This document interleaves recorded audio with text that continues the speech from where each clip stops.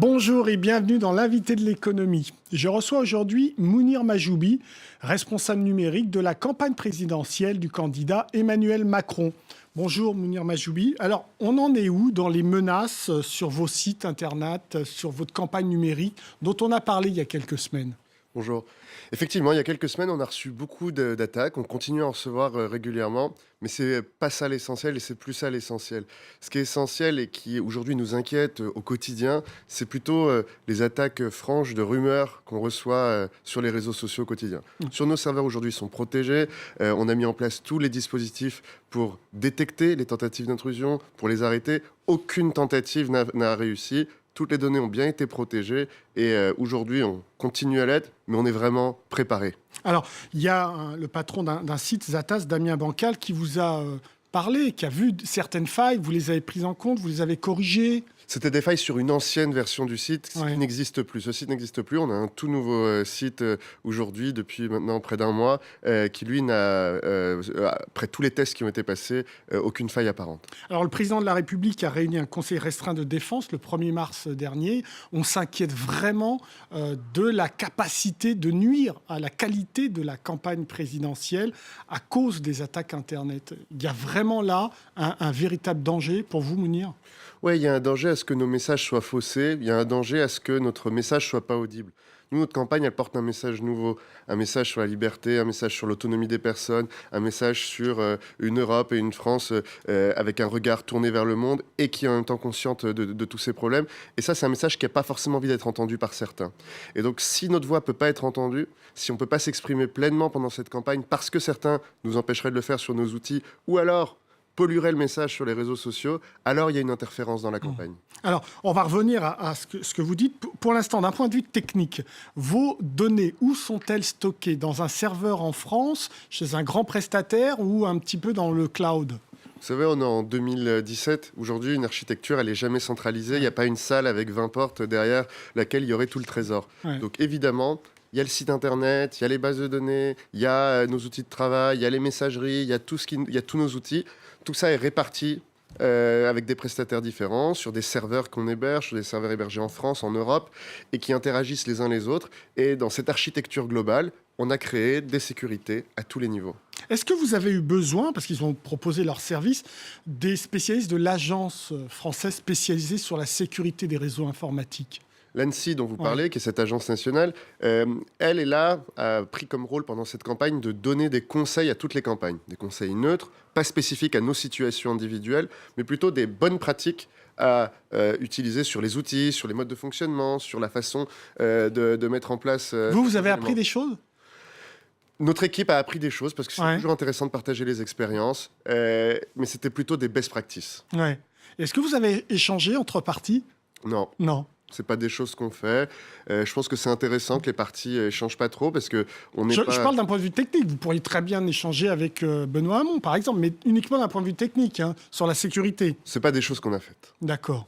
Est-ce que vous êtes beaucoup plus protégé ? Est-ce que vous avez ajouté des couches de protection avec des outils différents à cause de ces rumeurs et de ces attaques que vous avez eues récemment ? Pas spécifiquement à cause d'eux, mais parce que la campagne avance, parce que notre campagne devient plus mûre aussi, et qu'on est mieux préparé aujourd'hui, on a plus d'experts en interne. Donc oui, on a des nouveaux outils, on se protège mieux, on s'est toujours bien protégé, mais là maintenant on est vraiment à un niveau au-dessus. Alors qui vous attaque ? Parce qu'il n'y a pas une seule personne, une seule organisation. Qui vous attaque ? Les attaques... pour nommer la personne qui vous attaque, en langage de cybersécurité, ça s'appelle l'attribution. L'attribution, elle est quasiment impossible. Pourtant, le secrétaire général de votre parti a quand même dit qu'il y avait une partie qui venait de l'Est, des pays de l'Est. En fait, donc de la Russie. L'attribution finale, on ne peut jamais la faire. Ce qu'on peut dire, c'est qu'une grande partie des attaques, les adresses des ordinateurs qui nous ont attaqués étaient pour majorité basées en Ukraine. D'accord. Le problème, c'est que l'Ukraine, c'est une passoire. L'Ukraine, c'est un pays relais. C'est un pays dans lequel des attaquants vont avoir des serveurs qui vont leur servir de relais pour nous attaquer. Mais de l'Est comme de l'Ouest ? Ou alors c'est un peu plus des attaquants de l'Est qui utilisent cette plateforme ? On pourrait dire que c'est un peu plus des attaquants de l'Est, mais c'est pas là l'essentiel. La Russie, si c'est d'elle dont on veut parler, là où elle est apparente, c'est plutôt sur les médias sociaux, les réseaux sociaux et sur les médias officiels. Sur les attaques techniques, on ne peut pas directement dire « ça vient de là, je peux vous... » Le FBI américain l'a dit. En ce qui concerne les attaques contre le Parti démocrate, l'a dit que ça venait de la Russie. Donc, vous pourriez très bien faire l'objet aussi d'une attaque. On pourrait totalement faire l'objet d'une attaque, c'est vrai. Par contre, ce que je peux vous dire, c'est que d'un point de vue officiel, sur les réseaux et dans les médias, les attaques répétées sur notre programme, sur notre candidat, viennent de médias qui appartiennent à la Russie. Voilà. Alors, qu'est-ce qui les dérange et pourquoi ils vous attaquent et sur quoi ils vous attaquent en particulier? Est-ce qu'ils ont le sentiment, les Russes, de ne pas être en accord, enfin, que vous n'êtes pas du tout une politique favorable au Kremlin? Alors, moi, je ne vais pas parler pour les Russes, je ne vais pas parler pour le Kremlin, je vais parler pour ces deux médias dont on parle, Sputnik et Russia Today en France.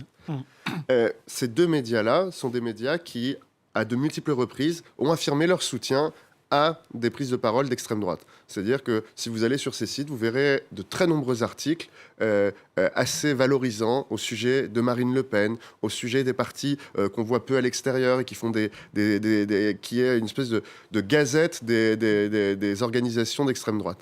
Puis à chaque fois qu'ils vont parler de nous, ce sera à chaque fois soit pour nourrir des polémiques, sur la vie privée, sur les rumeurs. Sur la vie privée d'Emmanuel Macron. Oui, sur la vie privée d'Emmanuel Macron, sur des rumeurs sur notre programme, sur son financement, sur tous ces éléments-là. À chaque fois, ces deux médias vont se comporter comme des caisses de résonance de tout ce qui est dit de négatif sur les réseaux. À quoi ça leur sert? Pourquoi ils font ça? Notre programme, si vous le regardez, notre candidat, la vision qu'on a apportée, elle est différente des autres. On apporte quelque chose de nouveau dans la démocratie. Si on gagne dans quelques semaines, c'est ce qu'on souhaite. Non, mais pourquoi vous seriez une cible particulière du Kremlin? Qu'est-ce qu'il y a de nouveau qui menace le Kremlin? On est une cible particulière pour tous ceux qui n'aiment pas le renouveau démocratique. On est une cible particulière pour ceux qui n'aiment pas une Europe forte. On est une cible particulière pour ceux qui n'aiment pas l'innovation. On est une cible particulière pour les gens qui n'aiment pas l'idée que chacun puisse devenir autonome dans sa vie et que chacun puisse décider de son propre avenir. Nous, on a un candidat aujourd'hui qui défend des valeurs qui sont de plus en plus majoritaires en France, mais qui peuvent inquiéter certains autres pays. Donc vous savez, en fait, on n'est pas véritablement victime de tout ça. On est plutôt le centre d'intérêt, le point d'intérêt, et ça, c'est une bonne chose. Ça veut dire que notre projet, il est en train de s'ancrer, il est en train de s'installer, et que les gens sont en train de comprendre que ce qu'on a à dire, à offrir, c'est important. Donc on a autant de soutien, même plus de soutien, que de gens qui activement s'organisent contre nous. Est-ce que vous craignez un schéma à l'américaine ? C'est-à-dire un candidat qui est bien perçu, à un moment donné, ça bascule, Hillary Clinton, ça bascule vers un autre candidat. Est-ce que vous pensez vraiment que ce type d'opération sur le web peut faire changer totalement le cours de l'histoire et d'un vote ? Je ne sais pas, mais en tout cas, sur certaines personnes indécises, et on sait qu'elles sont importantes. Et elles sont importantes. La somme des rumeurs, la somme des attaques, ça peut créer ce petit goût bizarre, cette petite arrière-pensée qui pourrait les détourner de notre message. C'est pour ça que notre enjeu dans cette campagne, c'est quoi? C'est d'aller toucher les gens qui ne nous connaissent pas assez. C'est d'aller diffuser notre message. C'est aller raconter notre projet. C'est aller dire ce qu'on veut faire pour la France. Et ça, aujourd'hui, on peut le dire, on est de plus en plus écoutés. Après le débat qu'il y a eu la semaine dernière, il y a quelques semaines, les gens entendent notre programme. Les gens voient ce qu'on essaye de porter. Alors, vous avez dit et nommé Russia Today, vous avez nommé l'agence Sputnik. Vous avez dit c'est des caisses de résonance. Mais des caisses qui font résonner quoi? Un bruit qui est en dessous, et ce bruit, il vient d'où? Elles font résonner des bruits qui viennent majoritairement de la fachosphère. La fachosphère, c'est quoi? C'est la somme de toutes ces personnes qui, en ligne, défendent très régulièrement des positions d'extrême droite, font partie de ces groupes d'extrême droite, parfois du Front National, mais pas seulement. On a d'autres groupes que le Front National qui sont d'extrême droite en France aujourd'hui.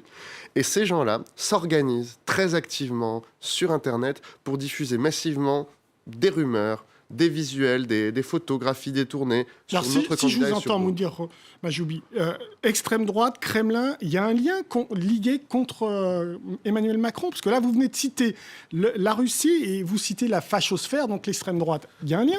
Il y a un lien entre les invités des émissions de Russia Today et en ligne. Si vous allez sur leur site, vous regardez qui est-ce qui est invité pour parler, vous regardez quels sont les articles qu'ils soutiennent, vous regardez quels sont les messages qu'ils font. Donc oui, il y a un lien entre le positionnement de médias de Russia Today et la fachosphère. Comment vous répondez à ça? Est-ce que vous contre-attaquez?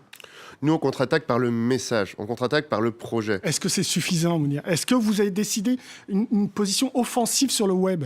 Mais notre position offensive, c'est d'être très actif dans la diffusion de nos idées. Eux, ce qu'ils veulent empêcher, c'est qu'on diffuse nos idées. Nous, on ne va pas rentrer dans un combat avec eux, ça ne nous intéresse pas. Ce qui nous intéresse, si on gagne le combat, gagner le combat, c'est que les gens nous aient écoutés, nous, plutôt que eux. C'est que les gens étaient convaincus par nos idées plutôt que par la rumeur. Quand il y a des rumeurs, on va dire très fort, c'est une rumeur. Ça n'est pas fondé, c'est absurde parfois. Vous allez le dire comment? Sur les médias traditionnels ou uniquement sur le web? Parce que c'est une stratégie différente. Partout. Et quand il a fallu le dire à l'extérieur, c'est le candidat lui-même qui allait affronter la rumeur sur sa vie privée. Sur notre programme, sur son financement, on y va sur le web, mais on y va aussi dans les émissions où tous nos porte-paroles vont pour défendre nos idées. Vous savez, si on gagne, ce sera grâce aux candidats, grâce aux idées, grâce à notre mouvement. Et tout ça réuni aujourd'hui, les gens commencent à se rendre compte qu'on est nouveau, qu'on est différent et qu'on apporte une offre qui est maintenant souhaitée par une part de plus en plus importante de Français. Et notre enjeu, là, c'est qu'au premier tour, on soit les premiers. C'est une offre marketing différente, ce que vous êtes en train de me dire. C'est pas une offre marketing. Je suis en train de vous dire, l'homme, les idées, le mouvement, c'est un peu plus que du marketing quand même.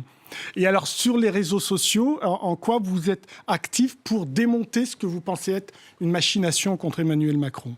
Aujourd'hui, sur les réseaux sociaux, on a des grandes audiences. On touche plus d'1 million de personnes au quotidien. Vous êtes bien situé parmi l'ensemble des autres partis? Enfin, vous êtes considéré comme très présent? On est considéré comme très présent, comme une bonne campagne qui a un fort impact sur les personnes qui les suivent. Mais l'enjeu aujourd'hui, c'est de demander à ceux qui nous suivent, ceux qui nous écoutent, de parler à d'autres. Et donc on fait ça sur le terrain, dans la vie réelle, et on fait ça sur Internet. Et on leur dit, notre message, il sera fort que si tout le monde l'entend. Donc allez le diffuser. Et tous les matins, on envoie un message à tous nos abonnés pour leur demander: convainquez autour de vous. Merci beaucoup Mounir Majoubi pour vos réponses. L'invité de l'économie, c'est terminé, mais comme d'habitude, évidemment, vous pouvez retrouver l'émission sur notre site france24.com. Au revoir.